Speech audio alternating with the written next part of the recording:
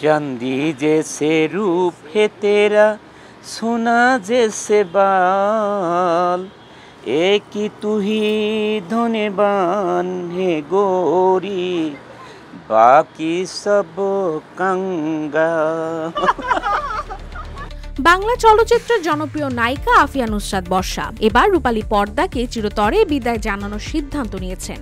ঢালিউডের অন্যতম সফল ও আলোচিত এই অভিনেত্রী নিজেই জানালেন আর কোনো নতুন সিনেমায় দেখা যাবে না তাকে। হাতে থাকা শেষ কয়েকটি সিনেমার কাজ শেষ করেই অভিনয় ছাড়ার আনুষ্ঠানিক ঘোষণা দিলেন বর্ষা।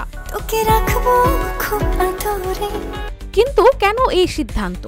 ভক্তরা যখন ভাবছেন বর্ষা আরো বহু বছর ধরে সিনেমায় অভিনয় করবেন, তখনই তার এমন ঘোষণা চমকে দিয়েছে চলচ্চিত্র মহলকে। বর্ষা জানালেন, বয়স, পরিবার ও সন্তানদের ভবিষ্যতের কথা মাথায় রেখেই তিনি এই কঠিন সিদ্ধান্ত নিয়েছেন। এক সংবাদ সম্মেলনে আফিয়া নুসরাত বর্ষা বলেন, নায়িকাদের একটি নির্দিষ্ট বয়স পর্যন্ত স্ক্রিনে ভালো লাগে। আমার মনে হয় সে সময়টা পেরিয়ে গেছে। রেখেছি তোর মাঝে মনটা জমা। 2010 সালে খোঁজ দ্য সার্চ সিনেমার মাধ্যমে ঢালিউডে অভিষেক হয় বর্ষার। এরপর থেকেই তিনি স্বামী অনন্ত জলিলের সঙ্গে একের পর এক ব্যবসার সফল সিনেমা উপহার দিয়েছেন। বাস্তব জীবনেও তাদের রসায়ন ছিল বেশ নজরকাড়া, যা অন স্ক্রিনেও ফুটে উঠেছিল দারুণভাবে। যত দূরে যাস রবি চোখের নীরে। কিন্তু এবার বর্ষা জানিয়ে দিলেন, হাতে থাকা কয়েকটি সিনেমা শেষ করে স্থায়ীভাবে বিদায় নিচ্ছি সিনেমা জগৎ থেকে। তবে বর্ষার এই সিদ্ধান্ত নিয়ে স্বামী অনন্ত জলিল বলেন, এখন যারা আমাদের দেশে নায়িকা হিসেবে কাজ করছেন তাদের অনেকের চেয়েও বর্ষার বয়স কম, তবুও সে এমন সিদ্ধান্ত নিয়েছে।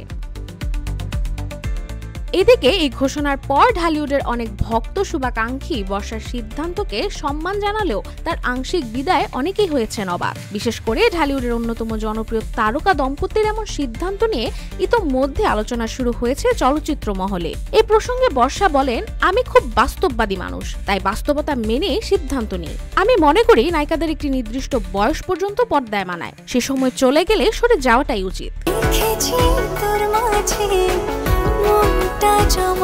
বর্ষার বিদায় ঘোষণা চলচ্চিত্রাঙ্গনে যেমন এক উজ্জ্বল নায়িকাকে হারাচ্ছেন, তেমনি তার ভক্তদের মাঝেও তৈরি হয়েছে এক ধরনের শূন্যতা। তবে তিনি সিনেমা ছাড়লেও ঢালিউডে অনন্ত জলিল থাকছেন তার বাণিজ্যিক ছবির ধারাবাহিকতা বজায় রাখতে। রাশিকা হোসেন, রূপালী বাংলাদেশ।